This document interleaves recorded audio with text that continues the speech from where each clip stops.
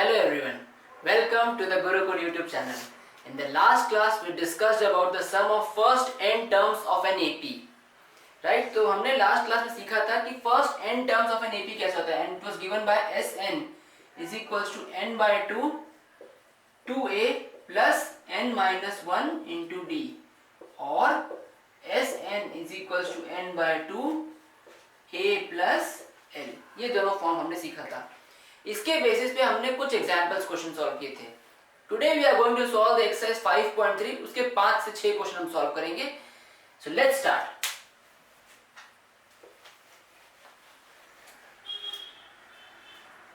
So the first one is question number 4.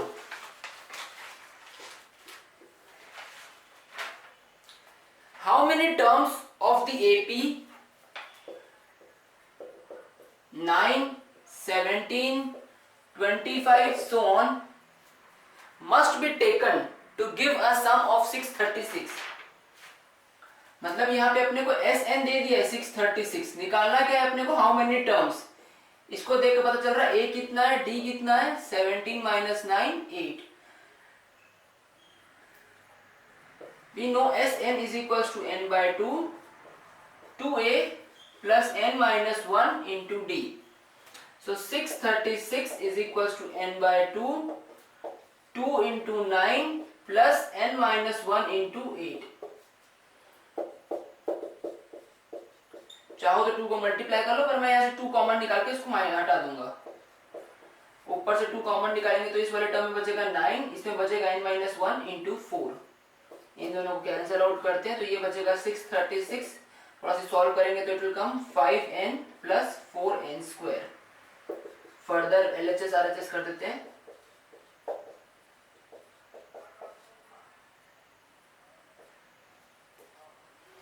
Now हम अगर quadratic पढ़ेंगे तो अपने को फॉर्मूला बाय या फिर स्प्लिटिंग द मिडिल टर्म से पता चल जाएगा. यहाँ पे n की वैल्यू आती है 12 और एक और n की वैल्यू है जो कि फ्रैक्शनल रहेगी. तो that we can not do anything for that. n can not be fractional, hence यहाँ पे n की वैल्यू 12 होगी. अगर 12 टर्म्स लेंगे तब उसका सम 636 बनेगा. Next question, find the sum. This is question number 14. Find the sum of odd numbers between 0 to 50. 0 and 50. तो यहाँ पे अपने को बोला 0 से लेकर 50 तक जितने भी ऑड नंबर्स है उसका सम निकालना. तो पहले अपन उसकी एक सीरीज बना लेते हैं कौन कौन से नंबर है. सो पहला नंबर होगा 1, सेकंड होगा 3, तीसरा होगा 5, लास्ट होगा 49. इन सबका सम चाहिए. अब ये देखने में तो एपी लग रही है. क्यों? क्योंकि यहाँ पे a है अपना 1, d है अपना 2, राइट. ओके, अपने को निकालना है कितने n है यहाँ पे. तो अपन निकाल लेते हैं. यहाँ पे अपने को an पता है 49. इसका n निकालना है कौन से प्लेस में आ रहा है. सो an is equals to a plus n minus 1 into d. So 49 is equals to 1 plus n minus 1 into 2. इधर पे 1 माइनस होगा. 48 is equals to n minus 1 into 2, 24, और n यहाँ पे आ जाएगा 25. अगर n 25 आ गया, a पता है, d पता है, तो क्या हम Sn निकाल सकते हैं? Yes. So S25 will be 25 by 2 n by 2. या तो अब यहाँ पे फर्स्ट एंड लास्ट टर्म पता तो a plus l और लगा देते हैं. That is 1 plus 49. So it will B 25 by 2 into 50. 25 into 25, 625 is the sum of first n odd numbers between 0 to 50. Okay, so next is question number 17. Question हम पढ़ते पहले आराम से. So question is, in a school, students thought of planting trees in and around the school to reduce the air pollution. It was decided that number of trees that each section of each class will plant will be same as the class in which they are studying. Example, a section of class 1 will plant 1 trees, a section of class 2 will plant 2 trees, and so on till class 12. There are 3 sections of each class. How many trees will be planted by the students? So question है कि जिस भी class में आप हो, for example अगर आप class 6 के सेक्शन बी में हो तो आप 6 प्लांट आपकी पूरी क्लास प्लांट करेगी. तो ऐसी सेक्शन ए भी 6 करेगा, ऐसी सेक्शन सी भी 6 करेगा. सो इट इज लाइक कि class 1 they will plant 1 plus 1 plus 1 trees. Section A, Section B, Section C. Class 2, 2 plus 2 plus 2. Class 3, 3 plus 3 plus 3. So on up to class 12, 12 plus 12 plus 12. अगर इसको अपन ध्यान से देखें तो ये क्या बन रहा है, यहाँ पे 3 ट्रीज प्लांट हुए क्लास 1 में, यहाँ पे 6 ट्री प्लांट हुए, यहाँ पे 9, यहाँ पे 36. इसको हम अपने लिस्ट फॉर्म में लिखते हैं. तो टोटल ट्रीज कितने प्लांट हो रहे स्कूल के द्वारा? 3 plus 6 plus 9 plus so on up to 36. इस लिस्ट को क्या देकर समझ में आ रहा है? ये एक एपी है. कैसे कि a is equal to 3, d is equal to हर बार 6 माइनस 3 आ रहा है. और यहाँ पे n कितना होगा?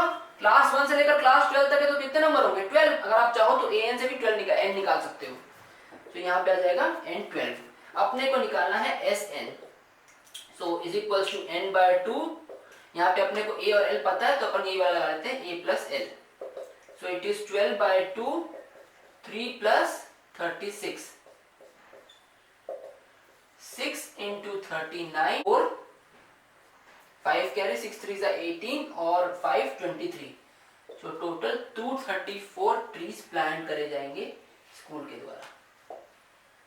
Right. Okay, next is question number 18.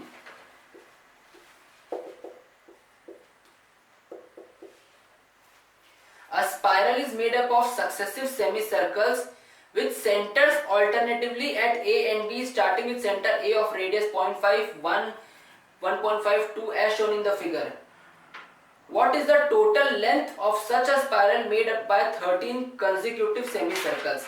तो हम पहले फिगर बना लेते हैं. बहुत सिंपल है. यहाँ पे दो सेंटर है A और B. राइट. तो पहला सेंटर है A, तो ये इसका रेडियस होगा, ये पहला सेमी सर्कल. दूसरा सेंटर है बी, तो ये उसका रेडियस होगा, ये दूसरा सेमी सर्कल. तीसरा सेंटर है ए, तो ये उसका रेडियस होगा ऐसा, फिर ऐसा, फिर ऐसा. So on. तो अपने को निकालना है अगर ऐसे 13 कंसेक्यूटिव सेमी सर्कल्स होंगे, total length of the wire कितनी है. तो अगर मान लेते हैं कि ये रेडियस है 0.5, क्वेश्चन में दिया हुआ है.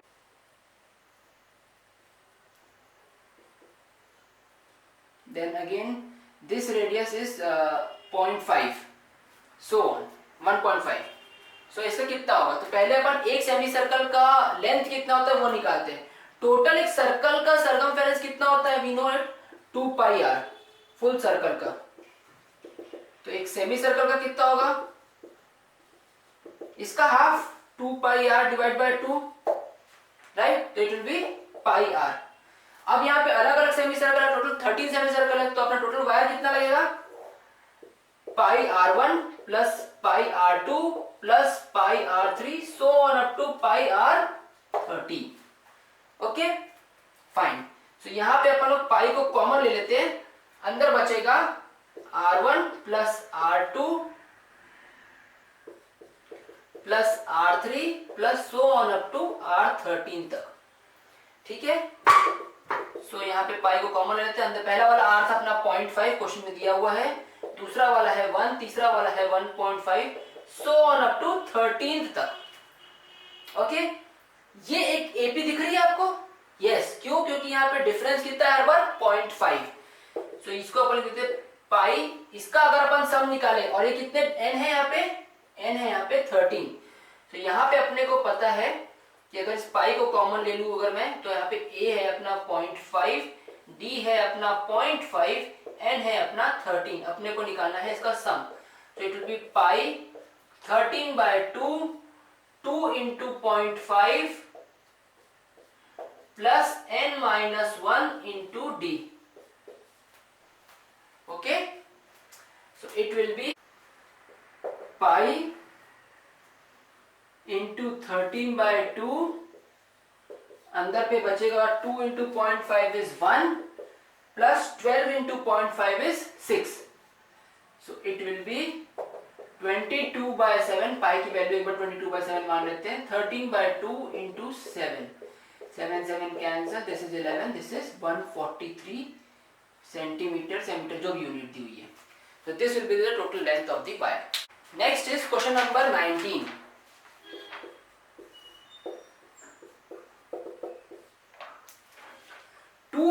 Logs are stacked in the following manner: 20 in the bottom, 19 in the next row, 18 in the next row, and so on. So how many logs are there in the top row जब 200 complete हो जाता है? Okay, बहुत ही simple question है, बहुत ही अच्छा question है. सो अपने पास टोटल लॉग्स मतलब कि लकड़ियों के टुकड़े, टोटल लकड़ियों के टुकड़े अपने को दिए हैं 200. 20 लास्ट वाले में है, 19 ऊपर वाले में. तो कैसा कैसा पीछा है, लास्ट में 20, उसके ऊपर 19, उसके ऊपर 18, सो ऑन. टोटल कितने, 200. तो मतलब अपने को SN दिया हुआ 200, राइट. अगर यहाँ पे अपने पास A है 20, तो अपने पास D कितना हुआ, -1. 19 - 20, 18 - 19. अपने को निकालना है कि टॉप रो में, मतलब हो सकता है कि इसका सम कहीं ना कहीं 200 आ रहा होगा. तो इस वाले रो में कितने नंबर की कितने लकड़ियां हैं वो अपने को निकालना है. सबसे पहले अपने को क्या निकालना है, अपने को n निकालना है, फिर अपन उसका an निकालेंगे. सो यहाँ पे SN is equal to n/2 2a plus n-1 into d वाला फॉर्मूला यूज करते हैं. तो 2n SN अपने को दिया हुआ 200, n अपने को निकालना है 2 इंटू 20 इज 40, प्लस n अपने को निकालना है, इट विल बी -1. ब्रैकेट लगाना मत भूलना क्योंकि यहाँ पे माइनस का बहुत ज्यादा महत्व है. इट विल बी 400, n को इधर मल्टीप्लाई कर दिया, n अंदर पे जाएगा 40 माइनस माइनस एक बार कर लेते हैं, -n+1. ओके, इसके आगे हो जाएगा 400 is equal to n times 41 minus n. So ये हो जाएगा 400 is equal to 41n minus n square. So it will be 0 is equal, sorry इन सबको इधर लाता हूँ. So n square minus 41n plus 400 is equal to 0. Splitting the middle term, since मेरे को पता है तो मैं डायरेक्टली कर देता हूँ. -16n minus 25n is plus 400 is equal to 0. Interestingly यहाँ पे आप देखोगे तो n-16 और n-25 इज इक्वल टू 0. मतलब कि n इज इक्वल टू 16 और n इज इक्वल टू 25 दोनों आंसर. ये बड़ा कंफ्यूजन हो गया कि सर मतलब जब 16th वाला नंबर का लॉग रहेगा उसमें जितना सम है उन सब का भी 200 सम है, 25 वाले का भी सम 200 है. यस, कैसे कैसे पॉसिबल, लकड़ियां तो एक टाइप की हो सकती ना. तो इन सब के सम की बात हो रही है. लकड़ियां यहाँ पे कितनी वो अपन निकालेंगे कैसे होगा, ये देखो डिक्रीजिंग एपी, तो कहीं ना कहीं नेगेटिव पे जाएगा. तो अपन एक क्वेश्चन ऑलरेडी ऐसा कर चुके हैं कि उसके बाद का जितना सम है तो 0 के बाद वाला सम उसको नलीफाई करेगा. तो अपन देख लेते हैं an निकाल के. तो an अगर n अपना 16 है तो अपना an कितना आता है, a plus 15d. So this will be 20 plus 15 minus 15 into -1, so it will B 5, right. 20 minus 15. अगर n अपना 25 है तो अपना a25 कितना आता है, 20 plus 24 into -1, 25 minus 1, n-1, so it will B -4. अब आप बताओ किसी प्लेस पे -4 लकड़ियां हो सकती है क्या, नहीं. तो n25 अपना आंसर नहीं है, अपना आंसर है 5 जो आता है 16th प्लेस के लॉग में. मतलब 20, 19, 18 सो ऑन करके करते करते जब अपन 16 नंबर तक पहुंचेंगे तो उसके ऊपर लकड़ियां बचेगी 5. तो मतलब ये हो जाएगा 5, 6, 7, 8, 9, 10 ऐसे करके 20 तक आप ऐड करोगे तो आपको मिलेगा 200 सम. या फिर अगर आप करोगे -4, -3, -2, -1, 0, 1, 2, 3, 4, वो देखो आपस में पूरा 0 हो रहा है, -4 से लेकर 4 तक, इसलिए उसका भी सम 200 बता रहा है वो. बट ये पॉसिबल नहीं है कि -4 कोई लकड़ियां हो नहीं सकती. Hence our answer is for n16 5 will be the answer. Right. We are solving the last question of the exercise, that is 20th question. In a potato race, a bucket is placed at a starting point which is 5 meters from the first potato, and the other potatoes are placed 3 meters apart in a straight line. There are 10 potatoes in the line. A competitor starts from the bucket, picks up the nearest potato, runs back with it, drops into the bucket, and then runs back to pick the next potato, and so on. Right? What is the total distance she covered to complete the race? So अपन जब देखेंगे यहाँ पे, अगर यहाँ पे अपना bucket है तो ये बोल रहा है पहला पोटैटो जो है वो यहाँ पे 10 मीटर पे है, दूसरा पोटैटो है वो 3 मीटर पे, तीसरा पोटैटो है 3 मीटर पे, ऐसे करते करते टोटल 10 पोटैटो है, राइट। अगर ये फर्स्ट पोटैटो है, सेकंड पोटैटो है, थर्ड पोटैटो है, ये 10th पोटैटो है, सेकंड एंड थर्ड, राइट। अगर अब इसका टोटल डिस्टेंस देखते हैं, सो ओके ये मेरे ख्याल से 5 मीटर है, ओके। अगर अपन इसका एपी देखते हैं, मतलब इसका टोटल निकालते हैं, पहले पोटैटो के लिए कितना दौड़ी वो, तो यहां से एक गर्ल ने दौड़ा 5 मीटर और फिर पोटैटो पकड़ा फिर 5 मीटर, मतलब पहले पोटैटो को ड्रॉप करने के लिए उसने 10 मीटर की दौड़ लगाई, दूसरे पोटैटो को पकड़ने के लिए 5 मीटर, 3 मीटर, फिर 3 मीटर, फिर 5 मीटर, मतलब कि 8 इंटू 2 16 मीटर। समझ में आया? पहले 5 मीटर 3 मीटर पोटैटो तक पहुंची, पकड़ी, फिर उसको वापस लेकर दौड़ी, तो वापस 8 मीटर दौड़ी होगी, तो 8 + 8 16। तीसरा 5 मीटर 3 मीटर 3 मीटर, मतलब 6 + 5 11 और फिर 11, मतलब कि 22 मीटर। तो क्या आप यहाँ पे कुछ पैटर्न देख रहे हो? Yes, this is an AP. यहाँ पे ए कितना है 10, डी कितना है 16 - 10 इज 6, एन कितना, टोटल नंबर ऑफ पोटैटोस कितने हैं 10। अपने को निकालना टोटल डिस्टेंस कितना है, तो S10 will be n/2 2a plus n minus 1 into d, so it will be 10/2, 2 into 10 is 20 plus n into n minus 1 is 9 into d is 6, so it will be 5, so it will be 5 plus 20 or 54, that is 74, यहाँ पे multiply होगा, right. 9 6 are 54 और 20 is 74 into 5, 5 4s are 20, 2 carry 35 और 37, total उसने 370 metre की दौड़ लगाई। Optional exercise, so question number 1, मैं चाहता हूं कि आप सभी लोग ऑप्शनल एक्सरसाइज जरूर ट्राई करें, क्योंकि थोड़ी सी चैलेंजिंग होती है बट बहुत इंटरेस्टिंग होती है। Which term of the AP is first negative term, तो एपी अपने को दिया है 121, 117, 113 सो ऑन। तो इसे बताना है कि पहला नेगेटिव टर्म कौन सा है, मतलब पहला नेगेटिव टर्म कौन सा है, मतलब कहां पे नेगेटिव टर्म पहला आएगा, which term of the AP, अच्छा कहां पे आएगा और कौन सा है। सो सिंस ये एपी डिक्रीजिंग है तो कहीं ना कहीं नेगेटिव तो आएगा ही। देखते हैं, तो अपना यहाँ पे ए है 121, डी है अपना 117 - 121 इज -4। यहाँ पे ना एन पता है ना एन पता है, तो अपन कैसे बताएंगे कौन सा नेगेटिव टर्म है। मान लेते हैं कि डिक्रीजिंग एपी कहीं ना कहीं ये जीरो आएगा। बहुत ध्यान समझना मैं क्या बोल रहा हूँ, कहीं ना कहीं ये जीरो आएगा।